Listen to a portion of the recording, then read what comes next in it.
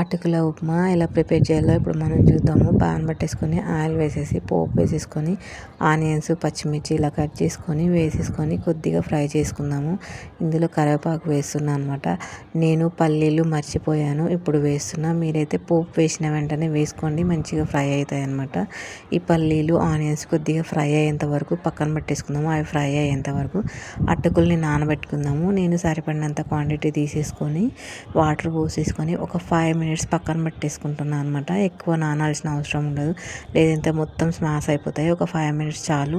ఇది almost fry అయిపోయింది. ఇందులో ఇప్పుడు టమాటా వేసేసుకొని ఒక 5 minutes కుక్ చేసుకున్న తర్వాత పసుపు సాల్ట్ కూడా వేసేసుకొని ఒక 5 minutes మళ్ళీ కుక్ చేసుకోవాలి. మెత్తగా అయిన తర్వాత అల్లం వెల్లుల్లి పేస్ట్ కూడా వేసేసుకోవాలి.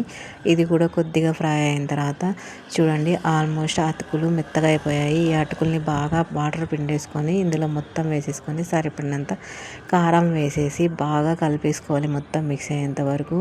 ఇవి ఒక 5 minutes ఇట్లా క్లోజ్ చేసుకొని కుక్ చేసేసుకుందాము. చూడండి, ఆల్మోస్ట్ బాగా కుక్ అయిపోయాయి. ఇప్పుడు స్టవ్ ఆఫ్ చేసుకొని లెమన్ పిండేసుకొని తింటుంటే సూపర్గా ఉంటుంది. Thank you.